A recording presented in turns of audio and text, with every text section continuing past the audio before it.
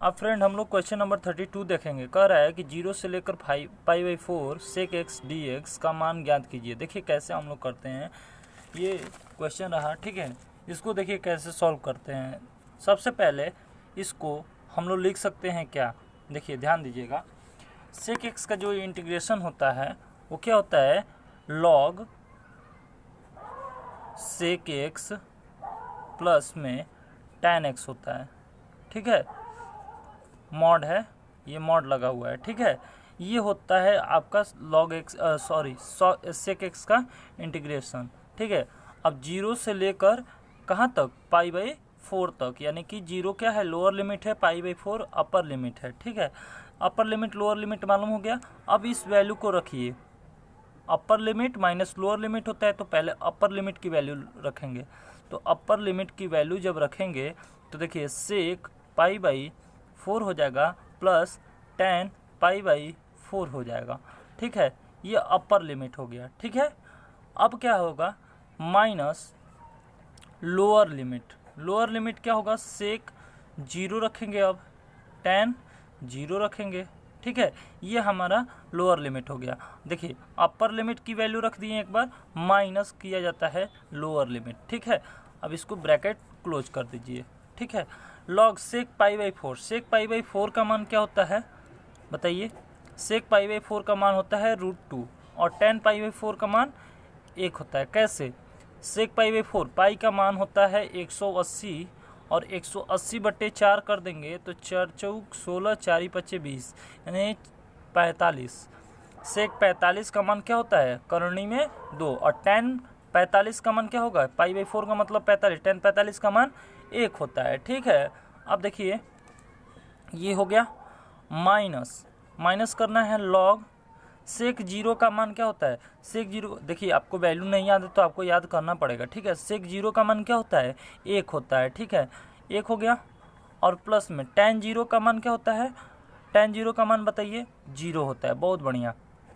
अब देखिए लॉग √2 + 1, और ये क्या हो गया, माइनस लॉग 1 + 0। अब इनको लिखते हैं हम लोग, तो ये क्या हो जाएगा, लॉग मॉड में √2 + 1 हो जाएगा, ठीक है।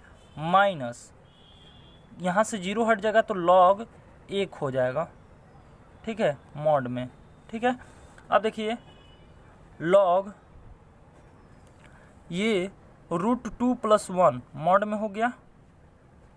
अच्छा एक बार बता देता हूँ, लॉग 1 का मान जो होता है 0 होता है, तो मेरा आंसर क्या गया, लॉग मॉड में √2 प्लस में 1, और प्लस में c नहीं होगा, क्यों, क्योंकि ये एक निश्चित समाकलन है, यानी कि डेफिनिट इंटीग्रल है। क्या है, डेफिनिट इंटीग्रल है। तो डेफिनिट इंटीग्रल में क्या होता है कि प्लस में c नहीं लिखते हैं, ठीक है। तो ये हमारा क्या हो गया, आंसर हो गया। तो हम आंसर चेक कर लेते हैं, ठीक है। क्वेश्चन नंबर 32, लॉग कोष्ट में √2 + 1, लॉग कोष्ट में √2 + 1। ये मॉड लगाना भूल जाता है बुक वाला, तो आप इसको लगा लीजिए, ठीक है।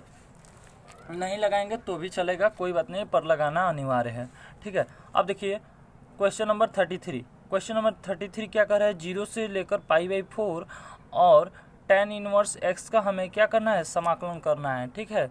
तो ये रहा आपका क्वेश्चन। देखिए इसको कैसे करेंगे, सबसे पहले 0 से पाई/4 लिख देंगे। tan² x है तो मैं इसको sec² x - 1 लिख सकता हूँ, क्योंकि tan² x बराबर क्या होता है, sec² x - 1 होता है, ठीक है। ये फॉर्मूला हो गया। अब देखिए यहाँ से हम क्या करेंगे कि इनका अलग अलग समाकलन करेंगे, ठीक है। sec² x का अलग समाकलन होगा, और 0 से पाई/4 तक वैल्यू रखी जाएगी, माइनस है बीच में तो माइनस हो गया 1, 0 से लेकर पाई/4 तक dx लगा दीजिए।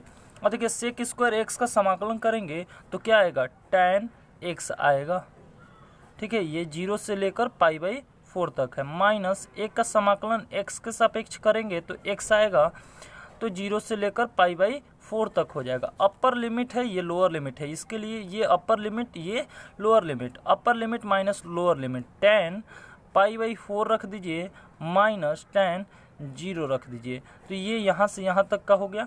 अब देखिए माइनस है और देखिए ये upper limit π/4 minus lower limit 0, ठीक है। tan π/4 का मतलब क्या होता है, 1।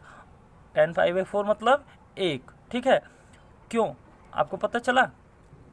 देखिए tan π/4 का मतलब कैसे 1 हुआ। tan पाई का मान होता है 180 और 180/4 कर दीजिए, 4 चौक 16, 4 5 20, तो ये हो गया। और tan 0 का मान क्या होता है 0 माइनस, ये देखिए ये ब्रैकेट क्लोज है, माइनस π/4 ही है और 0 तो हट जाएगा। अब देखिए यहाँ से भी 0 हट जाएगा तो 1 माइनस π/4, ये हमारा क्या हो जाएगा, आंसर हो जाएगा, ठीक है। तो हम लोग मिला लेते हैं, ठीक है। क्वेश्चन नंबर 33 का 1 माइनस π/4 ये हमारा आंसर हो गया। आया बात समझ में?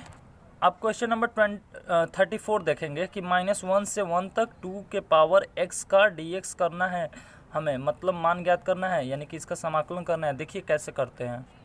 देखिए यहाँ पर क्या करेंगे हम, इसको सबसे पहले देखिए ये 2 की घात x है, 2 की घात x का जब हम समाकलन करते हैं, देखिए चूँकि a के पावर x का dx करेंगे, समाकलन करेंगे, तो a के पावर x होता है log बटे में log e रेज a हो जाता है, ठीक है। अब ये समाकलन में होता है, लेकिन अवकलन में क्या करते हैं, a के पावर x का जब dx करते हैं तो a के power x log e raise a हो जाता है, ठीक है। तो ये डिफ्रेंसिएशन है, ये डिफ्रेंसिएशन का पार्ट है, तो इसको ध्यान में नहीं रखिएगा कि मैंने ये पिछले वीडियो मतलब पिछले क्वेश्चन में मैंने कराया था, तो डिफ्रेंसिएशन का यही फार्मूला लगाया था। तो इसमें ये क्या होगा, इंटीग्रेशन का फार्मूला ये वाला लगेगा, ये इंटीग्रेशन वाला फार्मूला लगेगा यहाँ पे। तो देखिए 2 के घात x है, 2 के घात x है, तो इसका समाकलन क्या होगा, 2 के घात x बटे में log बेस e रेज 2, ठीक है। देखिए ये रहे या ना रहे कोई फ़र्क नहीं पड़ता है, ठीक है। -1 और 1 वैल्यू है, -1 से 1 तक, ठीक है। ये बात समझ में आया? अब देखिए 1/log e के मतलब कि log e रेज 2 है, ये एक कांस्टेंट है, तो कांस्टेंट क्या होता है कि बाहर निकल के आ जाता है, ठीक है। तो बाहर निकल कर आ गया, 2 के पावर x है, ठीक है। इसका लिमिट कहाँ से कहाँ तक है, -1 से लेकर 1 तक है, ठीक है। तो यहाँ तक बात समझ में आया। अब देखिए अपर लिमिट है, ये लोअर लिमिट है, तो इसको हम लोग क्या करते हैं, पहले तो 1 बटे में log e बेस 2 लिख देते हैं, ठीक है। अपर लिमिट रखिए 2 के घात 1 रखिए तो 2 हो जाएगा माइनस, लोअर लिमिट रखिए 2 के घात -1 करेंगे तो 2 के घात क्या हो जाएगा, -1 हो जाएगा, ठीक है। आ रहा है बात समझ में? अब देखिए 1/log e बेस 2 का मतलब क्या हुआ कि 2 माइनस 1 है, 2 के घात -1 है, तो इसको हम 1/2 लिख सकते हैं। 1/2 लिखेंगे तो घात क्या हो जाता है, पॉजिटिव हो जाता है, ठीक है। अब देखिए इसको घटा कर लिखते हैं, 2 दूनी के 4, 4 में से 1 गया 3, यानी कि 1 बटे में log e रेज 2 4 बटे में 4 बटे में क्या है, 2 दूनी 4, 4 में से 1 गया 3 बटे में 2, यानी कि 3 बटे में ये 2 हो गया। इसको लिखना चाहें तो 3 बटे में 2 log e बेस 2, यही हमारा क्या हो गया, आंसर हो गया। आया बात समझ में? तो ये हमारा आंसर हो गया। देखिए क्वेश्चन नंबर 34 का आंसर क्या है, 3 बटे में 2 log e रेज 2। अब क्वेश्चन नंबर 35 देखते हैं। कह रहा है 0 से लेकर 1 तक 2x बटे में 1 प्लस x की घात 4 का हमें क्या करना है, समाकलन करना है। देखिए कैसे होगा। देखिए ये रहा आपका क्वेश्चन, इसको कैसे सॉल्व करेंगे ध्यान दीजिएगा। 0 से लेकर 1 तक लिमिट है, ठीक है। 2x बटे में 1 प्लस x की घात 4, यानी कि 1 प्लस x का वर्ग करके हम इसका पूरे का वर्ग कर दे तो कोई दिक्कत है नहीं, 2 दूनी का 4। ऐसा मैंने क्यों किया, देखिए क्योंकि मैं पुट करूँगा यहाँ पे x की घात 2 को t, जैसे x का स्क्वायर का t पुट किए तो दोनों पक्षों का वर्ग करेंगे, दोनों पक्षों का x के सापेक्ष अवकलन करेंगे, तो इसका x के सापेक्ष अवकलन क्या होगा, 2x हो जाएगा, इसका dt बटे में dx हो जाएगा। आ रहा है बात समझ में? अब ये जो हो गया यहाँ हो गया, अब dx का इधर गुणा कर दीजिए तो dx, ठीक है, और 2x पहले से है बराबर क्या हो जाएगा, dt हो जाएगा। अब देखिए ये तो बात समझ में आ गया। यहाँ से मैं क्या करता हूँ, लिखता हूँ ये कि 2x dx है ना, तो इसके जगह पर क्या लिख देंगे, dt। इसके जगह पर देखिए ये जो है, इसके जगह पर हम dt रख देंगे, ये वाली वैल्यू, ठीक है। तो dt हो गया बटे में 1 प्लस एक्स स्क्वायर का मान क्या है, t, यानी कि t का वर्ग हो जाएगा, ठीक है। आ रहा है बात समझ में। अब देखिए लिमिट कैसे रखेंगे, लिमिट रखने में दिक्कत होगी, क्यों, क्योंकि देखिए ये 0 से लेकर 1 तक है, क्या है, 0 से लेकर 1 तक है। आप इसको चेंज करेंगे, देखिए कैसे चेंज होगा। देखिए ये जब भी सब्स्टिट्यूशन के मेथड से सॉल्व करेंगे तो यहाँ पर वैल्यू पुटअप होगी, ये वैल्यू देखिए, लोअर लिमिट पुट करेंगे एक्स स्क्वायर के जगह पर तो 0 हो जाएगा, बराबर t हो जाएगा, ठीक है। यानी कि t की वैल्यू लोअर लिमिट रखने पर यहाँ पर x के जगह पर 0 रखा जाता है। 0 रखेंगे तो 0 रखेंगे तो देखिए रखा यही जाता है, ये वाली लोअर वैल्यू और अपर वैल्यू दोनों को यहाँ पर रखा जाता है। तो लोअर वैल्यू रखेंगे x की जगह पर तो 0 आएगा, तो t की वैल्यू 0 हो गई 0 रखने पर। अब अपर लिमिट रखते हैं, अपर लिमिट 1 के जगह पर रखेंगे तो 1 का वर्ग करिए तो क्या हो जाएगा, t का मान 1 हो जाएगा। तो यानी कि अपर लिमिट क्या आ गया, 1 आ गया। फिर वही बात आ गई, कोई बात नहीं, कभी कभी क्या होता है कि चेंज होता है, ठीक है। तो ये कोई बात नहीं है, ये चेंज नहीं हुआ है, ठीक है। अब देखिए इसका समाकलन कीजिए, तो इसका समाकलन करेंगे 1/1 प्लस टी स्क्वायर का, तो क्या आएगा, tan इनवर्स टी आएगा। बहुत बढ़िया, 0 से लेकर 1 तक, ठीक है। आ रहा है बात समझ में। अब देखिए क्या करेंगे, यहाँ पर अपर लिमिट रखते हैं तो tan इनवर्स क्या हो जाएगा, 1 हो जाएगा, ठीक है। माइनस लोअर लिमिट रखिए तो tan इनवर्स 0 हो जाएगा। ये अपर लिमिट है, ये लोअर लिमिट है, ऊपर है तो अपर हो गया, नीचे है तो लोअर हो गया। tan इनवर्स 1, tan इनवर्स 1 की वैल्यू क्या होती है, π/4, बहुत बढ़िया। और माइनस ये tan इनवर्स 0 का वैल्यू 0 होता है, ठीक है। अब देखिए π/4 माइनस 0 यानी कि π/4 हो गया, ये हमारा आंसर हो गया। देखिए बहुत से बच्चे को tan इनवर्स 1 की वैल्यू नहीं निकालने आती है कि क्या होगा, तो tan इनवर्स 1 बराबर आप थीटा रख दीजिए, तो 1 बराबर ये tan इनवर्स जैसे इधर जाएगा तो ये tan थीटा का रूप हो जाएगा। और tan के किस वैल्यू पर 1 होता है, तो tan 45 अंश पर 1 आता है, और इधर tan थीटा है तो tan से tan काट दीजिए, 45 अंश पर थीटा का मान क्या आ गया, 45 अंश। 45 अंश को हम क्या लिख सकते हैं, पाई के रूप में, रेडियन के रूप में, तो रेडियन के रूप में π/4 लिख सकते हैं, इसलिए मैंने यहाँ पर 1 रखा है। इसी तरह 0 का रखेंगे, उसके बाद 0 आ जाएगा। आ रहा है बात समझ में।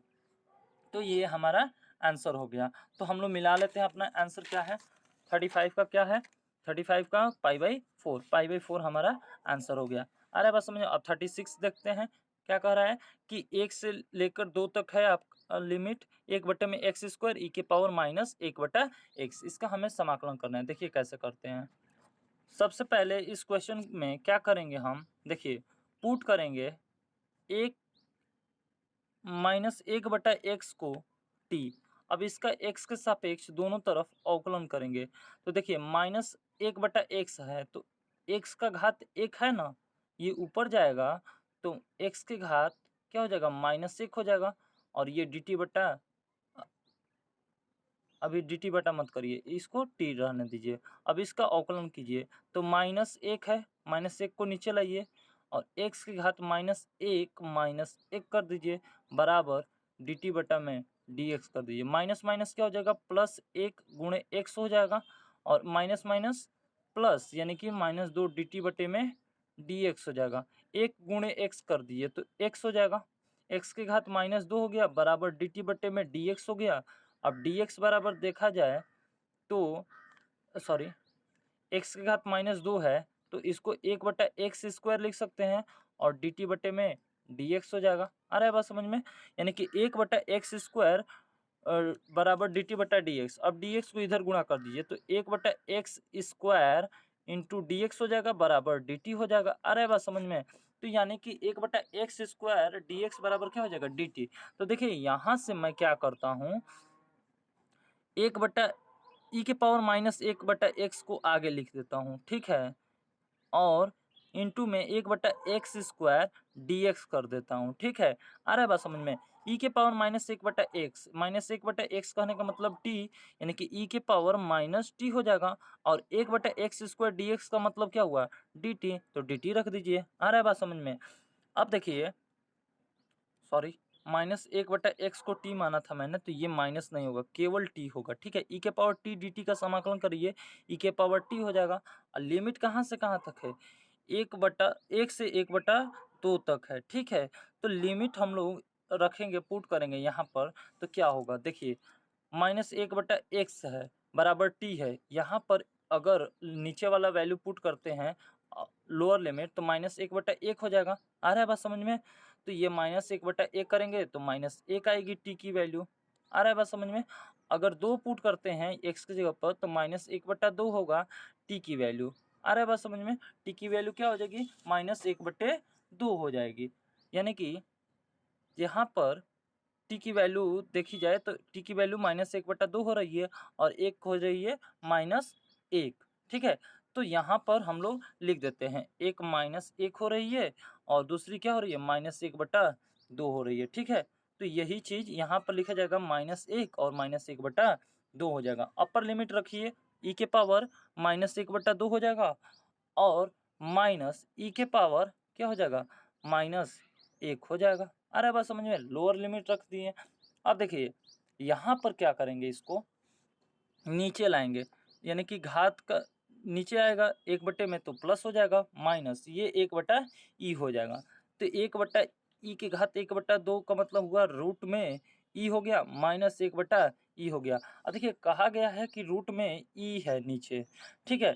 तो रूट में e नहीं होना चाहिए, क्यों, क्योंकि हम लोग 11th में पढ़े हैं कॉम्प्लेक्स नंबर, यानी कि सम्मिश्र संख्या, ठीक है। तो उसमें बताया गया कि रूट में ई नहीं होना चाहिए। तो रूट में ई ऊपर नीचे रेशनलाइज कर दीजिए, तो रूट ई से गुणा कर दीजिए ऊपर नीचे। तो देखिए ये हो गया -1/e, रूट ई ऊपर हो गया बटे में, रूट ई इंटू रूट ई हो गया, -1/e हो गया। तो रूट ई -1 बटे में क्या हो जाएगा, ई। यही हमारा क्या हो गया, आंसर हो गया। तो आप आंसर मिला लीजिए क्या आ रहा है। देखिए रूट ई -1 बटे में ई, रूट ई -1 बटे में ई, ठीक है। अब क्वेश्चन नंबर 37 देखते हैं। 1 से लेकर 3 तक cos log mod log x बटे में एक्स, इसका हमें क्या करना है, समाकलन करना है। देखिए इसमें क्या करेंगे, आप लॉग एक्स को टी मान लीजिए। टी मानेंगे तो 1/x हो जाएगा, x के सापेक्ष दोनों पक्षों का अवकलन करने पर ये dt/dx हो जाएगा। dx का गुणा इधर कर दीजिए, तो 1/x dx बराबर क्या हो गया, dt हो गया। आ रहा है बात समझ में। लॉग मॉड ऑफ x को हमने t माना था, तो 1 से लेकर 3 तक cos log mod of t। देखिए यहाँ पर मैंने गलती कर दिया, ये लिमिट चेंज होगा, ठीक है, लिमिट चेंज होगा यहाँ से। देखिए पहले लोअर लिमिट रखिए, तो log 1 हो जाएगा, log 1 बराबर टी, log 1 का मान क्या होता है, 0 बराबर टी, यानी कि लोअर लिमिट 0 हो गया। अपर लिमिट रखिए, अपर लिमिट रखेंगे तो log 3 बराबर टी हो जाएगा, यानी कि केवल log 3, ये हमारा क्या हो जाएगा, log 3 हो जाएगा। अपर लिमिट log 3 हो गया, और कॉस में ये टी हो जाएगा, यहाँ dx था तो इंटू में 1/x है ना dx, इसको तो लिख सकते हैं, 1 से गुणा कर सकते हैं, कोई फर्क नहीं पड़ेगा इस पर, क्योंकि वही बात है। तो 1/x dx का मान क्या हो जाएगा, dt। यहाँ से cos t का समाकलन करेंगे, तो cos t का समाकलन करेंगे तो क्या हो जाएगा, sin t हो जाएगा। और अपर लिमिट लोअर लिमिट को लिख दीजिए। अब upper limit minus lower limit होता है, तो साइन लॉग मॉड में 3 रख दीजिए, ठीक है, और minus lower limit sign log 0 रख दीजिए, ठीक है। आ रहा है बात समझ में। लोअर लिमिट रख दिया मैंने, ठीक है। तो यहाँ से देखिए क्या होगा, साइन लॉग 3 हो गया, और ये साइन लॉग 0 भी 0 होता है, यानी कि साइन 0 की वैल्यू 0 हो जाएगी, ठीक है। अब यहाँ से सुनिए, नहीं ये 0 साइन 0 है, ये लोअर लिमिट साइन 0 की वैल्यू 0 होती है, तो साइन लॉग 3 हो जाएगा हमारा आंसर। तो आप आंसर मिला लीजिए, ठीक है। क्वेश्चन नंबर 37 का आंसर साइन लॉग 3 होगा।